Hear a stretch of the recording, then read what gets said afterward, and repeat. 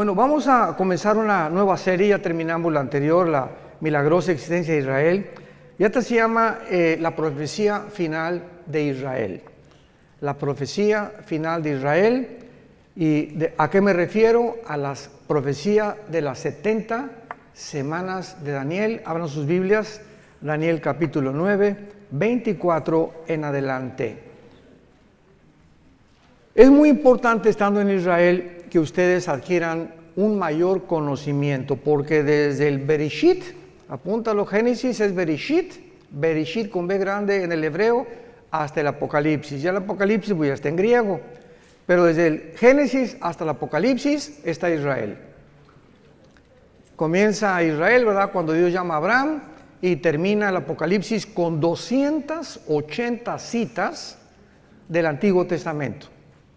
Entonces es lógico que un cristiano que ha entrado a este libro maravilloso, porque Cristo fue judío, la primera iglesia fue judía, los apóstoles eran judíos y nos han dejado un legado a nosotros, los gentiles, para que nosotros podamos aprender de ellos lo que nos dejaron escrito y que podamos entender no solamente su cultura, sus costumbres. Ahora que están aquí, les aseguro, en Israel vas a comenzar a leer la Biblia de una forma diferente. Ya vas a ver Capernaum, pues a Capernaum, ¿verdad?, nos viene el Caná, y comenzamos ya a ubicarnos un poco más dentro de la estructura histórica y geográfica y arqueológica de las Sagradas Escrituras. Entonces es maravilloso. Estos viajes a Israel son tan importantes y finalmente pues aquí vamos a vivir eternamente, ¿verdad? Claro que después bajará la Nueva Jerusalén, pero aquí estaremos en el milenio reinando con Jesucristo y el rey David como gobernante de Israel. Así que será maravilloso el futuro que nos espera a todos los que seguimos a Jesús. Vamos a dar lectura a este pasaje, pero quiero comenzar desde el versículo 20. Daniel 9, versículo 20 al 27, porque vamos a cubrir este pasaje en dos conferencias, la de hoy en la noche y la terminaremos en Jerusalén. Dice así: aún estaba hablando y orando y confesando mi pecado, está hablando Daniel, y el pecado de mi pueblo Israel, y derramaba mi ruego delante de Jehová mi Dios por el monte santo de mi Dios. Aún estaba hablando en oración cuando el varón Gabriel, a quien había visto en la visión al principio volando con presteza, vino a mí como a la hora del sacrificio de la tarde, y me hizo entender y habló conmigo diciendo: Daniel, ahora he salido, o sea, bajó desde el cielo Gabriel, he salido para darte sabiduría y entendimiento. Al principio de tus ruegos fue dada la orden, y yo he venido para enseñártela, porque tú eres muy amado. Entiende pues la orden y entiende la visión. Me detengo aquí rápidamente. Daniel se encontraba en este tiempo en Babilonia, y Daniel fue movido después a Medo-Persia, estuvo casi 70 años, 67, 70 años en el exilio. El rey Nabucodonosor rodeó, sitió Jerusalén y se llevó más de 50,000 judíos a Babilonia, lo que es actualmente Irak. Entonces, si ustedes ven Babilonia en la Biblia, es Irak. Pertenece a la zona geográfica entre Siria, Irak o la Mesopotamia. Entonces, Daniel iba entre esos judíos que fueron llevados a Babilonia, él y 3 de sus amigos. Tendría como 16 o 17 años de edad. Y en el capítulo 1 de Daniel vemos que el rey Nabucodonosor se fija en ellos, parece que eran muy bien parecidos estos muchachos, se distinguían de muchas personas, y los agarró el rey Nabucodonosor y los apartó y dio órdenes a su jefe y les dijo: a estos muchachos entrénenlos. Quiero que los entrenen en la lengua, en las costumbres y en la comida de los babilonios. Sin embargo, Daniel, a esa edad tan temprana, tenía convicciones profundísimas acerca de la santidad y del temor de Dios. Entonces ellos oraron y decidieron no participar de los alimentos, porque ya saben que los judíos comen kosher o kosher, y muchas cosas estaban contaminadas como el puerco, etcétera, etcétera, y todavía estaban bajo la ley. Entonces se negaron a comer esas cosas y le pidieron al guardia de la capitán del rey Nabucodonosor que les perdonara, que les diera la oportunidad de comer puras verduras y puras ensaladas, y que los probara dentro de 2 o 3 meses para que demostraran que iban a tener más salud que todos los demás. Bueno, pues Dios les dio gracia y así fue, y Daniel y sus amigos comieron una comida vegana en aquel tiempo y fueron realmente con mucha más salud que todos los demás que les rodeaban. Y así Daniel creció bajo el rey Nabucodonosor, bajo el rey Darío de los medos persas, porque después de los babilonios vinieron los persas, los griegos y los romanos, históricamente hablando. Y Daniel en el capítulo 9 tiene 90 años de edad. Abordamos ya el final de su vida y Daniel se da cuenta, vayamos rápidamente al libro de Jeremías, capítulo 25, comienza a estudiar Daniel Jeremías y descubre algo que comienza a conmover las más profundas fibras de su alma. Dice Jeremías 25, versículo 14: y toda esta tierra será puesta en ruinas y en espanto, y servirán estas naciones al rey de Babilonia 70 años.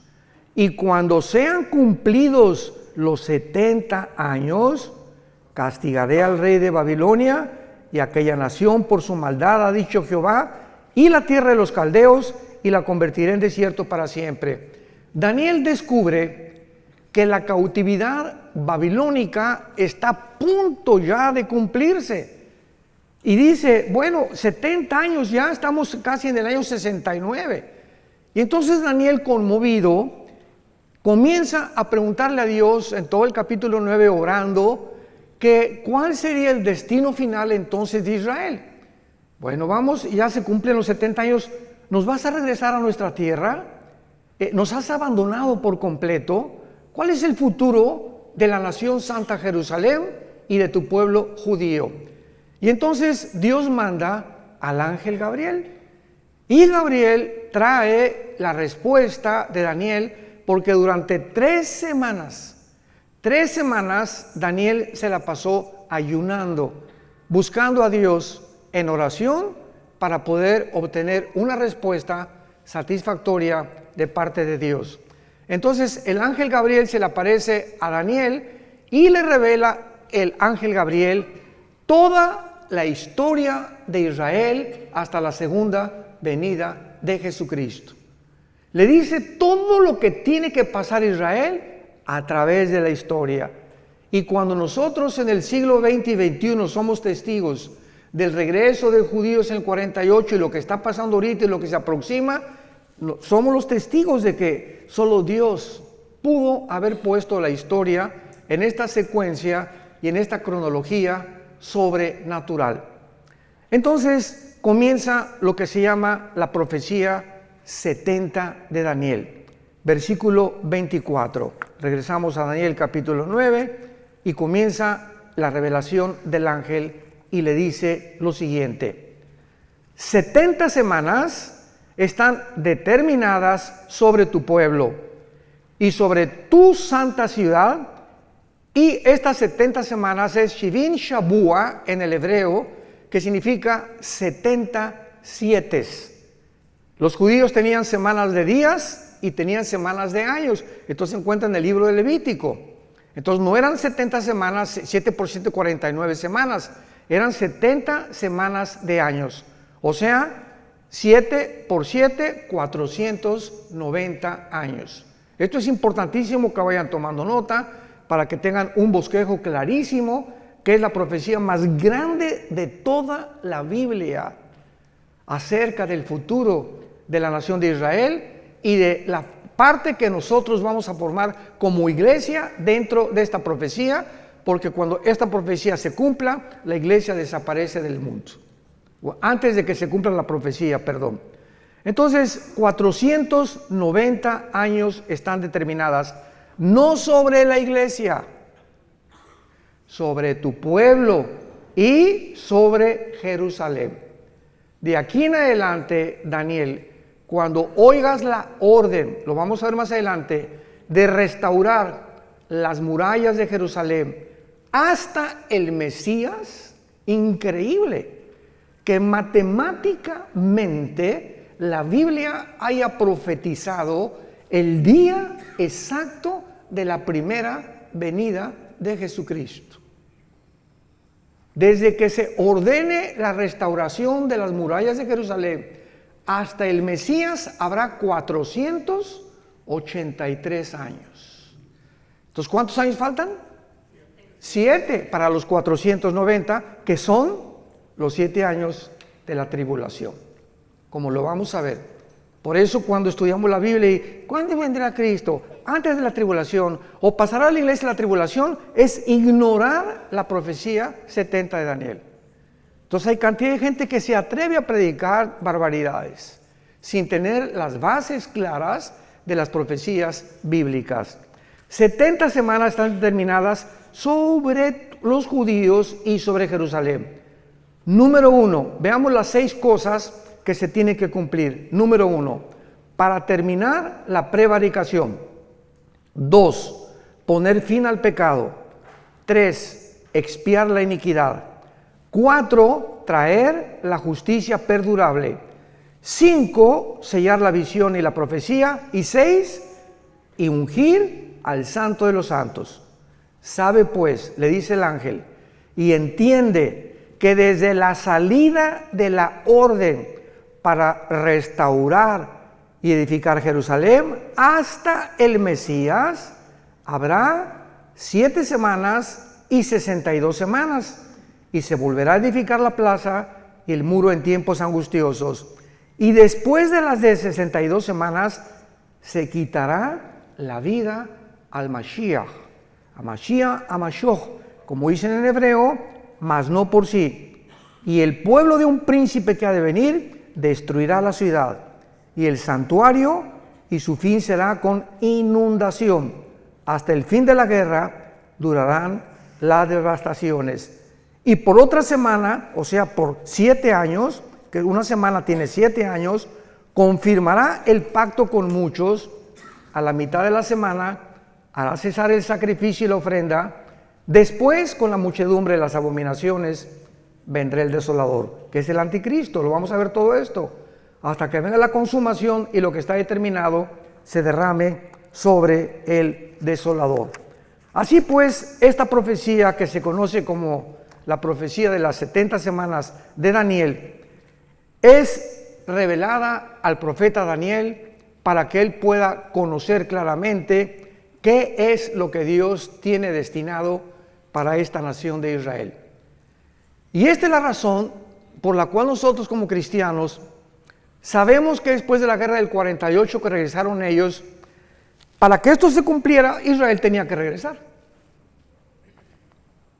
Si no hubiera regresado Israel en el 48, ninguna profecía de los últimos tiempos, todas relacionadas con la nación de Israel, no se hubieran podido cumplir.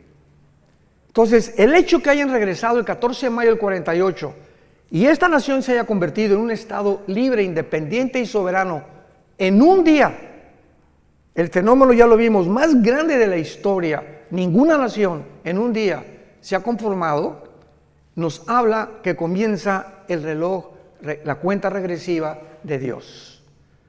Ya más adelante veamos que Cristo profetiza, ¿verdad?, la señal de la higuera, que cuando la higuera reverdezca, que es Israel, no pasará una generación sin que esto o estas profecías se cumplan. Muy bien, ahora veamos los detalles punto por punto de esta profecía. 6 cosas le menciona el ángel Gabriel para que se cumplan los 490 años. Número 1, terminar la transgresión. Hay un grupo, quiero explicar esto, hay un grupo de cristianos, hermanos nuestros, y pues hay algunas perspectivas diferentes en muchos pasajes de la Biblia, no esenciales ni relacionados con la salvación. Por ejemplo, Dentro del cristianismo hay cristianos que creen que se pierde la salvación. Y si tú crees que se pierde la salvación y yo no creo que se pierda la salvación, es una doctrina no esencial, aunque va a detener el desarrollo de tu comprensión de muchas cosas, pero nos vamos a ver en el cielo. Finalmente, ¿no? Hay cristianos que creen que todos tienen que hablar en lenguas y otros que no, que el don de lenguas es para ciertas personas. Y si tú sigues creyendo eso, digo, vuelvo a repetirte, ¿no? Vas a tener que algún día recuperar la razón y entender que no es así, porque es clarísima 1 Corintios 12 que Dios reparte en particular como Él quiere, ¿no? Pero nos vamos a ver en el cielo también de todas maneras. Entonces hay cristianos que creen que esta profecía ya se cumplió y que dicen, bueno, pero ¿cómo es posible que cuando Cristo muere en la cruz no se haya cumplido la expiación de la iniquidad, la transgresión de Israel, poner fin al pecado, etcétera, etcétera? Porque esto tiene que haberse cumplido cuando Cristo se cumplió para gentiles y judíos. ¿Cuál es el problema o cuál es la razón por la cual hay una parte del cristianismo que interpreta de esta manera esta profecía? Es muy fácil la respuesta. Se llaman o cristianos reformados o dispensacionalistas. Entonces, el dispensacionalismo, la palabra dispensación significa administración o la economía de Dios para poder administrar las diferentes fases de las épocas de toda la Biblia, desde Adán hasta la segunda venida de Cristo. Entonces, estos hermanos enseñan claramente de que Israel ya pasó, que ya Dios no tiene nada que ver con Israel, que llegó a la iglesia y la iglesia tomó el lugar de Israel, y que la iglesia va a reinar y va a vencer el mal antes de que Cristo venga, y que va a haber una gran Argentina para Cristo, no sé cuándo han oído eso, México para Cristo, España para Cristo. La Biblia no habla de ningún avivamiento mundial antes que venga Cristo. Los avivamientos que va a haber antes que venga Cristo, el arrebatamiento, van a ser como el de Asbury hace poco, vieron ustedes en Kentucky, ¿no? Que una iglesia comenzaron los muchachos sin ninguna expectativa de nada, comenzaron a cantar la guitarra y comenzó un espíritu, cayeron al suelo los muchachos, llore y llore, no hubo manifestaciones de nada, ni locuras de nada, y las muchachas, y comenzaron a arrepentirse y a pedirle perdón a Dios por los pecados, y duró como casi un mes, y la gente del mundo estaba absorta, asombrada de que miles de muchachos estaban pidiéndole a Dios y consagrándose a Cristo sin ningún mensaje de exhortación de ningún pastor. Fue una obra completamente del Espíritu Santo. Ese es un avivamiento. Entonces, así como sucedió ahí, va a suceder en pequeñas iglesias en el mundo. Hay un remanente en todas las iglesias, hay un remanente de verdaderos cristianos santos y que siguen a Jesucristo. Así como en todas las iglesias del mundo entero, casi la mayoría de los que asisten no son cristianos, personas que nunca se han arrepentido de sus pecados, pero van a la iglesia y diezman y hacen esto y el otro, y vuelvo a repetir, de lunes a viernes viven como el anticristo. Jamás sin tener fruto, siguen con su amante, siguen con la fornicación, siguen con esto, siguen con por aquí, por allá, y se dicen cristianos.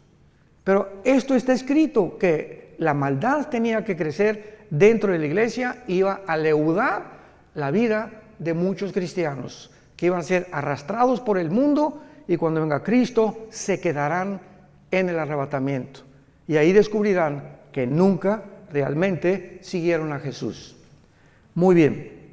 Entonces, cuando la Biblia dice que se va a terminar la transgresión, Dios no ha terminado con Israel. Siempre que he tenido discusiones en programas de televisión o en entrevistas, le digo a mis hermanos pastores que discuten o que alegan o que tenemos debates, Romanos 9, Romanos 10 y Romanos 11 son 3 capítulos suficientes en el Nuevo Testamento para testificar que Dios no ha acabado con Israel. Cristo rechazó a Israel y están en la banca. Y estamos en el partido, la iglesia, ahorita estamos ahí en el Estadio Azteca jugando. Pero va a tocar el silbatazo el árbitro y vamos a salir todos los que participamos en el juego y la banca va a entrar al partido final, que es Israel en la tribulación. Entonces, Dios no ha terminado con Israel. No es cierto que la iglesia haya ocupado el lugar de Israel, porque Israel fue una nación o una entidad completamente diferente. Jehová el Padre era el esposo de Israel. Todo esto es simbólico. La iglesia es la novia de Cristo. Israel nunca fue la novia de Cristo. Israel nunca estuvo en el cuerpo de Cristo. Israel nunca fue enterrada y resucitada y sepultada porque el Mesías no había venido. Entonces nosotros somos completamente diferentes. Y esto lo explica claramente el capítulo 2 y 3 del libro de los Efesios. Que ahora la iglesia, ¿verdad? Que un misterio en el Antiguo Testamento de la iglesia, no existía en el Antiguo Testamento de la iglesia. Ignorar estas verdades y estas doctrinas lleva a muchísimos hermanos a trazar la palabra de verdad chueca. Y con el tiempo, ¿verdad? Pues ya estudiamos un poco más y vamos comprendiendo la palabra de Dios. Entonces, por ejemplo, dice en Zacarías, veamos estas verdades acerca de la conversión final de Israel. Entonces, la muerte de Cristo quita las transgresiones de nosotros, pero Israel le rechazó como Mesías. Y de Cristo en nuestros días, todos los judíos que aceptan al Mesías forman parte de nosotros. Forman parte de la iglesia. Se les llama judíos mesiánicos. ¿Se acuerdan de la barca, el que comenzó a cantar? Era judío y no le dio vergüenza, gloria a Dios. Y enfrente de todos, yo soy judío mesiánico. Creo que Jesús es el Mesías. Y como él se calcula que hay actualmente 185,000 judíos de papá y de mamá, que creen que Jesucristo es el Mesías. Pero finalmente, o sea, es un remanente. Pero esos judíos que se llaman mesiánicos forman parte de la iglesia, porque ahora en la iglesia no hay judío, ni griego, ni gentil, ni español. Ahora somos todos el mismo cuerpo de Cristo. Ya no hay acepción de personas. En el Antiguo Testamento solamente los judíos. En el Nuevo Testamento de todas las nacionalidades del mundo. Pero Dios no ha terminado con Israel. Y veamos en Zacarías 12 de qué forma la Biblia nos muestra claramente que en la segunda venida de Cristo se van a arrepentir. Dice así, Zacarías 12, 10 y 11. Y derramaré, está hablando de todo este pasaje, Zacarías 12, 13 y 14, habla de la segunda venida y del Armagedón y del tiempo del milenio.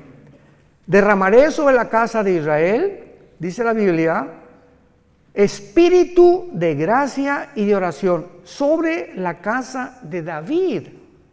Sobre la casa de David y sobre los moradores de Catepec, dice. No, ¿verdad? Ni de Toluca. Sobre los moradores de Jerusalén. Espíritu de gracia y oración. Y mirarán a mí, a quien traspasaron. Y librarán y llorarán como llora por hijo unigénito, afligiéndose por él como quien se aflige por el primogénito. Esto no ha sucedido por el amor de Dios. Y luego si lees Apocalipsis 1, 7 y 8, y mirarán al que traspasaron y llorarán, se vuelve a repetir el apóstol Juan, lo que dice 600 años el apóstol, el profeta Daniel, que cuando Cristo venga, ¿con qué él era el Mesías? Y imagínense nada más la frustración que tendrán, que le negaron, se fueron en contra de él, persiguieron a sus hermanos, nos persiguieron a nosotros, y se encuentran con Jesucristo, es el Mesías. Porque ahorita los judíos ortodoxos, ustedes ven los de negro, que traen como caireles así, con sombrero, todos de negro vestidos, ¿verdad? Caminan así. No pelan a nadie, no se voltean a nadie, o sea, son los fariseos, los shabarín del siglo XXI. Así eran los fariseos en el siglo de Cristo. Orgullosos, y esto y el otro, y por aquí y por allá, y no tenían empatía por nadie. Una mujer ahí llorando, no le hacían caso, te acercabas a ellos y te miraban así. No han cambiado absolutamente nada. Y ahora que vayamos a Jerusalén, cuando vayamos al muro, vamos a ir al muro de los lamentos, van a verlos a todos ellos, ¿no? Una religiosidad, pero tremenda. Dicen los jóvenes, cañón. Entonces, ahorita Israel tiene dos espíritus.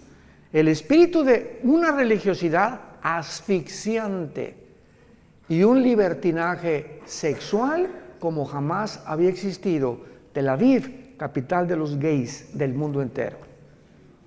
Estaba en Madrid el año pasado, ya se cambió a Tel Aviv. Y bíblicamente va a ser la última capital de ellos, porque Apocalipsis 11 habla y dice, Jerusalén será como Sodoma y Gomorra. Fíjense, nada más hace 2000 años se profetizó en Apocalipsis que llegaría el tiempo en que se convertiría como Sodoma y como Egipto. Y ya lo estamos viendo con nuestros propios ojos. Muy bien. Y dice el capítulo 13 de también Zacarías, versículo 1, y en aquel tiempo, está hablando al mismo tiempo, cuando venga el Mesías, habrá un manantial abierto para la casa de David y para los habitantes de Jerusalén, para la purificación del pecado y de la inmundicia. Hasta que venga Jesucristo en la tribulación, van a ser purificados, van a enfrentarse con la limpieza de sus pecados. Es la primera condición de la profecía de Daniel, terminar la prevaricación. Y en el capítulo 14 de Zacarías, esto es precioso porque habla de la segunda venida de Cristo. Zacarías 14, versículo 4, y se afirmarán los pies, está hablando cuando venga Cristo, en aquel día sobre el monte de los olivos. Cuando venga Cristo, ¿dónde va a poner sus pies? Donde fue crucificado.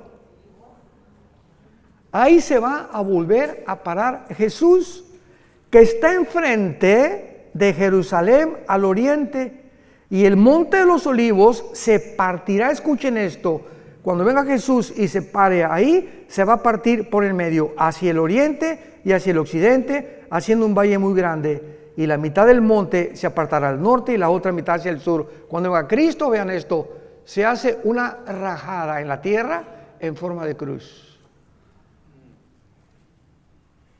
Se vuelve a hacer la cruz, pero ahora no entre el cielo y la tierra, ahora en la tierra, así, del norte a sur, de oriente a occidente. Y dice el versículo 9, y Jehová será rey sobre toda la tierra en aquel día, Jehová será uno y uno su nombre. ¿Cómo se puede entonces entender de que esto ya pasó? O de que esta profecía se va a cumplir ya cuando Jesús vino, por no entender la diferencia entre Israel y la iglesia. Nos remontamos al mismo común factor denominador. Vayamos al segundo punto, Daniel 9, segunda condición. En segundo lugar, poner fin al pecado. Poner fin al pecado. Vayamos a Jeremías 31, otra profecía para el futuro, para Israel, cuando se les impartirá vida espiritual nueva a los judíos. En el 48, santos de Dios, en el 48, 1948, del siglo pasado, Israel resucitó nacionalmente, no han resucitado espiritualmente. Entonces regresaron a su tierra en incredulidad y siguen en incredulidad. ¿Cuándo todo Israel se convertirá al Mesías? Cuando Jesucristo regrese por segunda vez.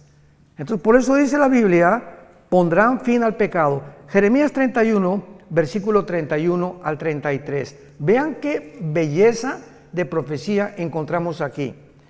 He aquí que vienen días, dice Jehová, en los cuales haré nuevo pacto con la casa de Israel y con la casa de Judá, no como el pacto que hice con sus padres el día que tomé su mano para sacarlos de la tierra de Egipto, porque ellos invalidaron mi pacto, aunque fui yo un marido, ahí está, fui un marido para ellos, dice Jehová.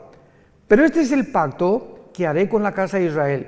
Después de aquellos días daré mi ley en su mente, la escribiré en su corazón, yo seré para ellos Dios, y ellos me serán a mí por pueblo. Este pacto, que es el pacto de sangre, Hebreos capítulo 8, nosotros somos los beneficiarios. Porque nosotros que somos la iglesia, en el momento que recibimos al Espíritu Santo, comenzamos en nuestra mente a conocer las leyes de Dios, y dichosos los que las guardan en su corazón. Bendito sea el varón que día y noche medita en este libro de la ley, que guarda en su corazón las palabras de Dios y las enseña a su esposa, las enseña a sus hijos, porque esa será la casa que yo bendeciré, dice Jehová de los ejércitos. Entonces, esto es para el futuro. Y dice aquí claramente, ¿verdad? El versículo 38 de Jeremías 31. Vienen días, dice Jehová, en que la ciudad será edificada a Jehová, desde la tierra de Janael hasta la puerta del ángulo. Y saldrá más allá del cordel la medida, el collado de Gareb, y rodeará toda lo que es Goa. Y todas estas regiones actualmente no han sido ni restauradas ni reedificadas, como lo será en la segunda venida de Jesucristo. Número 3, Daniel 9, 24 al 27, para expiar la iniquidad, apuntando hacia la muerte de Cristo, que Él hizo en la cruz. ¿Qué cosa? ¿Qué fue la muerte de Cristo? Expiatoria. ¿Qué significa expiatoria? Sacrificial. Cristo muere en la cruz y Él se sacrifica. Tú y yo teníamos que morir. Tú y yo hemos pecado. ¿Qué vas a hacer con tus pecados? Bueno, hermano, pues soy religioso y bueno, entonces Dios hubiera dicho, miren mis chamaquitos, todas las iglesias y todas las religiones van a llevar a Dios. Y cada quien con su religión y no hay ningún problema, nos vemos en el cielo. ¿Por qué no hizo Dios eso? ¿Por qué tenía su unigénito hijo que morir en una cruz? Si todas las religiones salvan y hay otro camino fuera de Cristo al cielo, la muerte de Cristo fue un desperdicio. ¿Para qué Cristo tuvo que morir? Hubiera dicho, Señor, pues hagan todos mejor, hagan buenas obras, pórtense bien, y den sus diezmos, sus ofrendas, y respeta a tu esposo, y nos vemos en el cielo. Y cuando estaba en Getsemaní, Jesucristo comenzó la pasión, cayó de rodillas, y comenzó lo que se llama la hematodrosis, científicamente, que es cuando los capilaridades de la sangre se rompen por una presión externa que experimentó Cristo. Ahora vamos a ir a Getsemaní, y es curioso que la palabra Getsemaní significa el aceite prensado. Es lo que significa Getsemaní en el hebreo, aceite prensado. Y ahí comienza Cristo a ser prensado, apretado, y sale la sangre. Y Jesús grita, Padre, si es posible, ¿habrá otra forma en la que puedas perdonar a la raza humana? ¿Por qué no les dice nada más que se portan bien, Señor? Que cada quien tenga su religión y todo. 3 veces Cristo dijo, Señor, si es posible, pasa de mí esta copa. ¿Cuál era el temor de Jesús? ¿Los clavos? ¿El látigo de 7 colas de los romanos que se enrollaba en el cuerpo de la víctima, le daba como 4 o 5 vueltas y tenían puntas de hueso y de hierro, las puntas de los látigos romanos, y cuando el soldado jalaba el látigo, desgajaba todos los tejidos subcutáneos de la espalda y del pecho. Entonces, después de los 39, porque la ley judía decía que no podían ser más de 40 latigazos, entonces le dieron 39. Cuando Cristo termina de flagelarlo, Cristo no tenía piel ni aquí, no tenía piel en la espalda. Y sobre eso le ponen un manto que se le pega como una hora de aquí a la cruz, y cuando llega a la cruz le arrancan el manto para toda la piel que le quedaba, y así con esa espalda despellejada y sin ninguna protección, lo acuestan en un madero. A eso le tendría miedo Jesús cuando dijo, si es posible, pasa de mí esta copa, o los clavos. ¿Cuál era la razón por la cual Cristo sudó sangre y le dijo a su Padre, Padre, no hay otra manera en tu inmensa sabiduría en la que la raza humana pueda ser rescatada y liberada del pecado, Cristo sufrió y experimentó en la cruz lo más terrible que pudo haber sucedido físicamente. En la cruz el Padre abandonó al Hijo. Elí, Elí, lama sabactani, gritó en arameo. Dios mío, ¿por qué me has desamparado? Algo sucedió misterioso en la cruz, que el Padre deja al Hijo solo. Nunca en toda la eternidad había sucedido esto, que el Padre se separara de su Hijo. Y el Hijo en ese momento, cuando nuestros pecados, tus pecados y mis pecados, fueron puestos en el cuerpo de Cristo, el Padre no podía estar en Él, no podía siquiera estar junto a Él. Y ahí lo dejó que llevara los pecados y que muriera en la cruz completamente abandonado. Sin embargo, ¿saben por qué lo hizo? Al Hijo no lo perdonó para perdonarnos a nosotros. Lo que Él pagó y lo que nosotros merecíamos, lo puso sobre su Hijo. Y a nosotros sí nos perdonó. Y estará con nosotros para siempre, porque de tal manera. ¿Ya entiendes ahora el versículo Juan 3:16? Porque de tal manera. No hay otras palabras del Espíritu Santo, de tal manera. No se puede pronunciar lo que sucedió. De tal manera nos amó Dios. Tan grande, no hay palabras para escribir, que Dios amó al mundo, que nos dio a su Hijo unigénito. Para que cualquiera de ustedes que crea en Él no se pierda, mas tenga la vida eterna. Y Dios muestra su amor para con nosotros en que, siendo pecadores, o sea, ahí está el chanclas y el pitirijas, cuijas, borracho, un homosexual, una lesbiana, borracho, parrandero y jugador. Y vean ustedes, esta es la cruz. Y aquí está el pitirijas y el chanclas, ¿verdad? ¿Y cuál es el pensamiento de nosotros? Es que la adúltera, aquí está la mujer adúltera, el hombre adúltero, el hombre misógino, llámale como quieras al ser humano.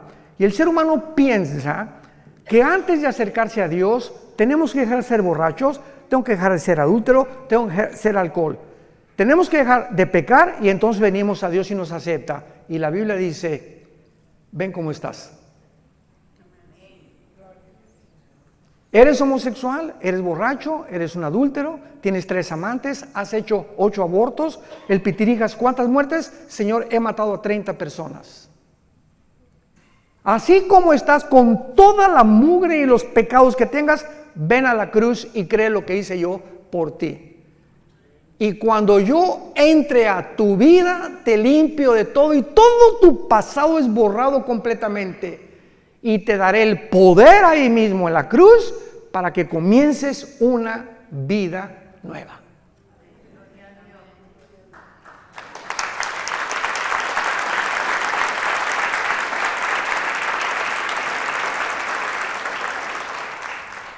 ¿Saben ustedes cuál es la palabra que no se encuentra en ninguna religión? Gracia. Esto se llama gracia. Una palabra desconocida, que es la gracia, algo que no merecemos.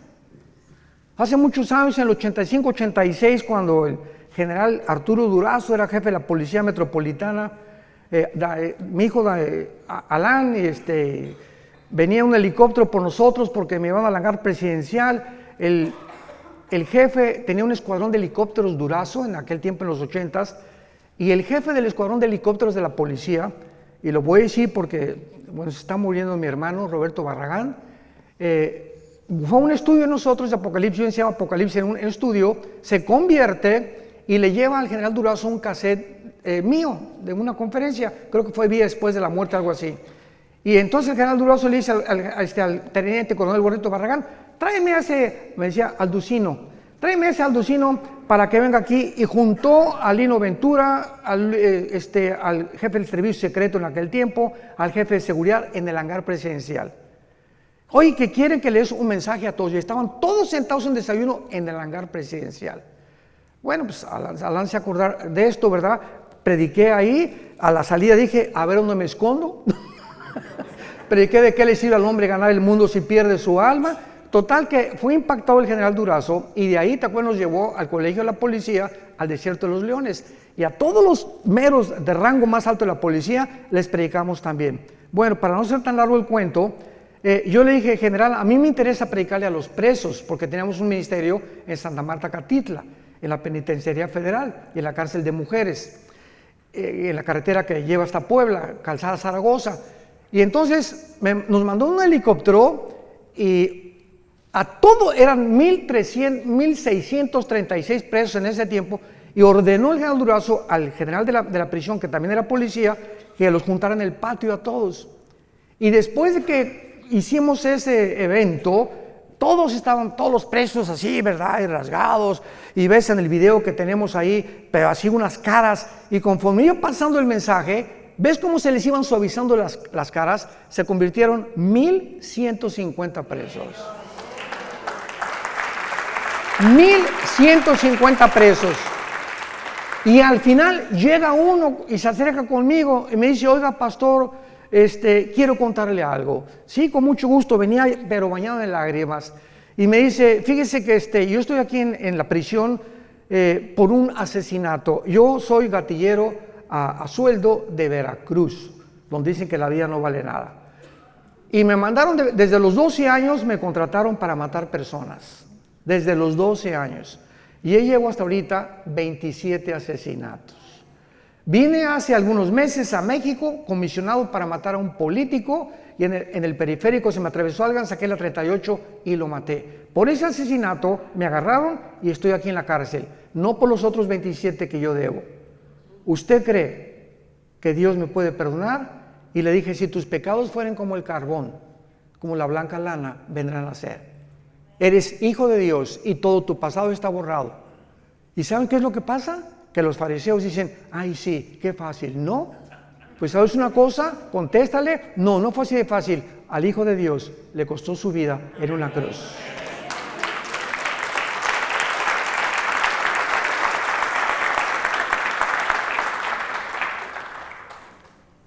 Cuando comprendemos ese amor tan grande, ¿cómo podemos atrevernos a seguir pecando?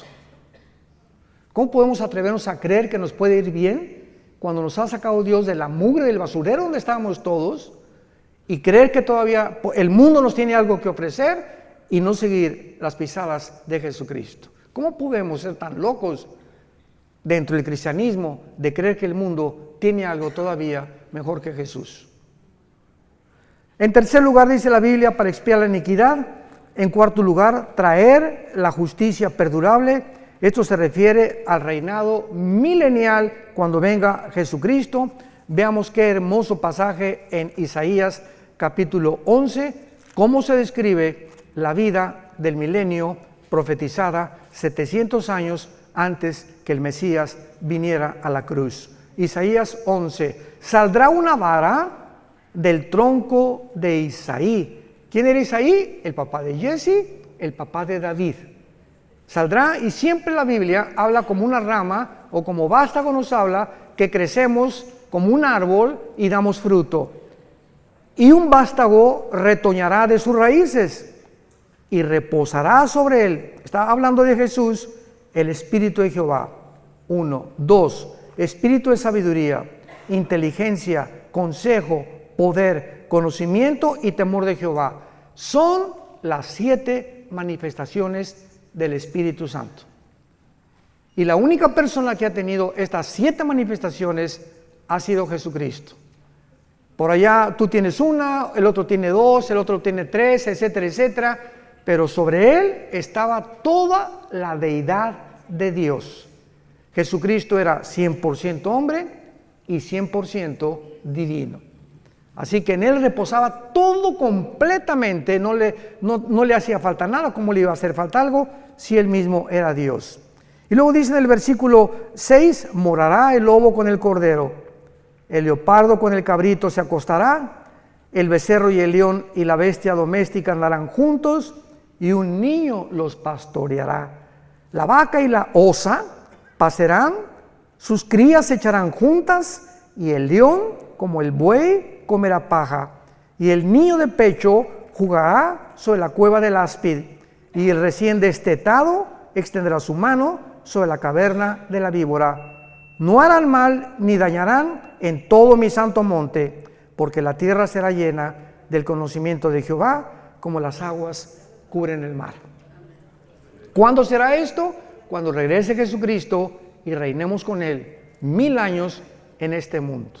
Verán las serpientes jugando con los niños recién nacidos, el león jugando con un corderito, una osa con una vaca no se la va a comer porque se perderá la ferocidad.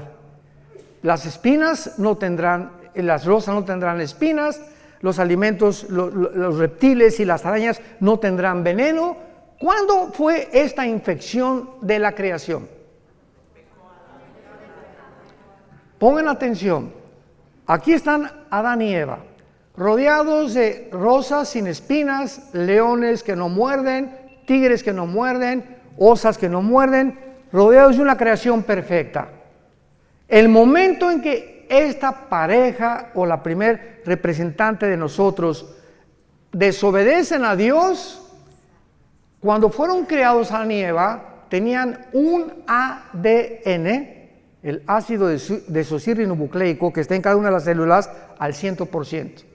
Tenían un conocimiento impresionante de Dios. Eran perfectos. Y en el momento que pecan ellos, se reduce nuestra ADN casi un 90%. Decía Alberto Einstein que él creía que aproximadamente el ser humano tiene una capacidad intelectual, o el IQ, como le llaman, el coeficiente intelectual, desarrollado hasta un 8 y muy difícil un 10%. Imagínense la cantidad de información que perdimos por el pecado. Pero lo interesante es lo siguiente: el momento que pecan, en ese momento la genética y la ecología de lo que los rodeaba, de la creación, se infecta también. El hombre tiene la capacidad, con su maldad, de infectar su medio ambiente. Y en ese momento la genética de las plantas cambian, la genética de los animales cambian, pues se vuelven feroces, comienzan veneno, etcétera, etcétera. Todo a nuestro alrededor comienza a echarse a perder por causa del pecado humano. Y esta es la razón por la que nos encontramos en el siglo XXI, en un mundo que el planeta Tierra, COVID, ya tiene COVID, pero 5 veces le ha dado COVID al planeta Tierra. El planeta Tierra es así, no hay aire, no hay alimentos, los mares contaminados, los ríos contaminados, la comida contaminada, ahora comida transgénica, inventando Red Bull, Coca-Cola, Monster, etcétera, etcétera. Cochinada y media hemos acabado con toda la creación. Y los gobiernos, el clima, le están dando más importancia al clima sin darse cuenta que es la maldad de nosotros. La maldad del ser humano, que ha llegado a un extremo donde se autoriza la pedofilia, donde la naturaleza se vuelve en contra de nosotros. Más terremotos, huracanes más violentos, más sacudidas, más tsunamis, porque, ay, que Dios, qué tan malo, sin darnos cuenta que somos nosotros los causantes de todos estos desastres naturales que Dios permite que vengan, para que podamos arrepentirnos de nuestros pecados y darnos cuenta que mientras el mundo se pudre más y más, el mundo va a la par con el ser humano. Vean Isaías capítulo 24. Esto fue profetizado tal como lo estoy narrando en el capítulo 24 de Isaías hace 2000, señoras y señores, hace 2700 años. El profeta Isaías vislumbra, ve, tiene una visión del mundo del siglo XXI. Escuchen, Isaías 24, del 3 al 6. La tierra, ¿hace cuánto fue escrito esto? 2700 años. La tierra será enteramente vaciada, completamente saqueada, porque Jehová ha pronunciado esta palabra. Se destruyó. Cayó la tierra, enfermó, cayó el mundo, enfermaron los altos pueblos de la tierra, y la tierra se contaminó bajo sus moradores. ¿Por qué? Porque traspasaron las leyes, falsearon el derecho y quebrantaron el pacto sempiterno. Por esta causa, la maldición consumió la tierra. Sus moradores fueron asolados. Por esta causa fueron consumidos los habitantes de la tierra y disminuyeron los hombres. Versículo 19. Será quebrantado la tierra, desmenuzada enteramente. De gran manera la tierra será conmovida. Temblará la tierra como un ebrio. Será removida como una choza y se agravará sobre ella su pecado y caerá. Y nunca más se levantará. Acontecerá en aquel día que Jehová castigará al ejército de los cielos en lo alto y a los reyes de la tierra sobre la tierra. Y serán amontonados como se amontonan los encarcelados en mazmorra, y en prisión quedarán encerrados y serán castigados después de muchos días. La luna se avergonzará, el sol se confundirá cuando Jehová de los ejércitos reine en el monte de Sión y de Jerusalén, y delante de sus ancianos sea glorioso. 3 razones se mencionan por los cuales el mundo caería. Número 1, hemos falseado el derecho. Cuando Dios nos creó, marcó una línea y dice el Señor: no cruces esa línea, no cruces el alto. Cuando se prenda la luz amarilla, detente, porque si te pasa la luz amarilla, tienes probabilidades de causar un accidente, lastimarte tú y tu familia. De la misma forma, hay leyes espirituales. Nunca tengas sexo fuera del matrimonio. No cometerás inmoralidad. No desearás la mujer de tu prójimo. No fornicarás. No cometerás adulterio. El sexo fue diseñado dentro de la dimensión del matrimonio, nada más. Nunca fuera del matrimonio. Respeta a tus hijos, enseña a tus amigos. Y estas líneas de la ética y de la moral las hemos traspasado como nunca en el siglo XXI, donde nos atrevemos a decir que hay más de 2 géneros y autorizar la pedofilia y bueno, tantas cosas que estamos viendo a nuestro alrededor. Hemos falseado el derecho. Número 2, dice la Biblia, quebrantaron el pacto sempiterno. ¿Cuál es el pacto sempiterno? El matrimonio. Es la institución más santa, más sagrada que existe desde el principio de la Biblia hasta el final de la Biblia. El matrimonio es la base, el bastión de toda sociedad. Matrimonios deshechos y perseguidos, la sociedad se tiene que desmoronar, como lo estamos viendo actualmente alrededor del mundo. Divorcios al por mayor. ¿Por qué? Por una ignorancia impresionante. El hombre no sabe cómo tratar a la mujer, y mujeres pues como Elizabeth Taylor, 9 maridos, la chulis. La mujer más bonita del siglo XX, 9 maridos. ¿Por qué? Porque pues Pepe no me gustó, Jorge no me cumplió el cargo que yo quería, y Calandrio tampoco me hizo esto, y el otro no me hace los huevos como lo hacía mi mamá, y busque en los hombres la felicidad. Ahí está la mujer samaritana, 5 maridos, ¿se acuerdan?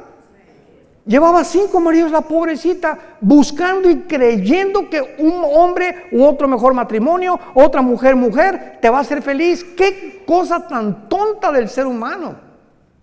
Se calculan los psicólogos que el segundo matrimonio es peor y el tercero es peor todavía cuando hay adulterio y cuando lo hiciste por adulterio. ¿Cómo te puede ir bien en la vida de esa manera? Y creyendo siempre, no, esta mujer no, hay otra mejor, y este está más guapo, y esta está más bonita, y esta está 20 años más chica que yo, y me voy con las chamaquitas, etcétera, etcétera. Esa es la mente sin freno, las pasiones desenfrenadas del ser humano que lo llevan a estrellarse contra la pared, y hombres que pierden su esposa, pierden sus hijos, su trabajo, la vergüenza, simplemente por media hora de placer. Y por muchachas que creen con la cara del lobo y cocodrilo que tienes, que porque estás, ¿verdad? Como dicen en mi tierra, viejos rabo verdes. Y finalmente se encuentran con el juicio final de Dios, por haber violado el pacto sempiterno de Dios. No sé, se nos acabó el tiempo, vamos a continuar con esto en Jerusalén.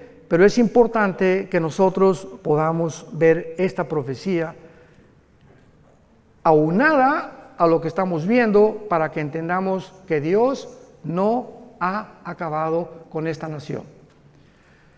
Y ahora nos trae a nosotros, no se imaginan la cantidad de viajes que hay aquí a Israel desde hace muchos años, ¿verdad? Como a todos los guías y a todos los judíos que me he encontrado en estos días por acá, mi esposo y yo teníamos 10 años que no veníamos a Israel. En 2013 fue la última vez que venimos. Alan viene más seguido, pero nosotros teníamos 10 años que no veníamos. Siempre les digo a todos los judíos, ¿sabes una cosa? Que es increíble cómo Dios los ama. Hoy Alan me presentó al gerente del restaurante, estamos platicando y me dice, ¿tú qué haces? Le digo, voy a enseñar hoy en la noche el libro de Daniel, las profecías de Daniel, y voy a enseñar que Israel, que Dios no ha acabado con ustedes, y se quedó así, porque él también se llamaba Gabriel. Le dije, voy a hablar del ángel Gabriel, tu pariente, le dije. Pero es maravilloso, ¿verdad? Porque ellos se sorprenden que nosotros tengamos un poco más de profundidad en la Torá o en la ley para ellos, que son los 5 libros de la Biblia, que ellos mismos y que los mismos rabinos.